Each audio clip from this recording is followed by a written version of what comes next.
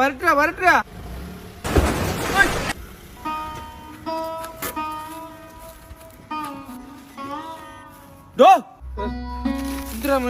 ഇയാള് സൈഡ് പറഞ്ഞത് വണ്ടി ഇടിച്ചത് കണ്ടാ?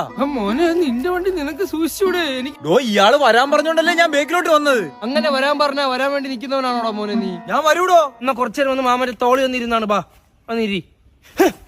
തോന്നിയ ദിവസം പറയരുത് മോനെ. മോനെ ഒരു അണ്ടർസ്റ്റാൻഡിങ് വേണം. ഇത് പോലീസ് കേസാ, ഞാൻ കേസ് കൊടുക്കാൻ പോവാ. നിനക്ക് ചെവുത്തില്ലെന്ന് പറഞ്ഞ് നീ കേസ് കൊടുക്കോ?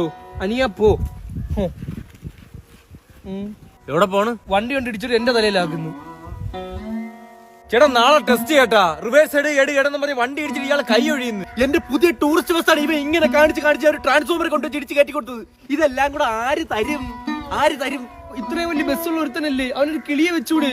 ഞാൻ എന്ത് പറഞ്ഞാലും ഇവൻ കേൾക്കാൻ വരുന്ന എന്തിന്? നീ എന്തിനു പറയാൻ വരുന്നത്? പാമ്പ് പറന്നു പോണ് കണ്ടാടാ. അതുവരെ അവൻ വിശ്വസിച്ചു. എന്തിനോട് ഇവിടെ ഇങ്ങനെ മിണ്ടാതെ ഇങ്ങനെ എന്നെ തൂക്കി വെച്ച് വയ്ക്കുന്ന?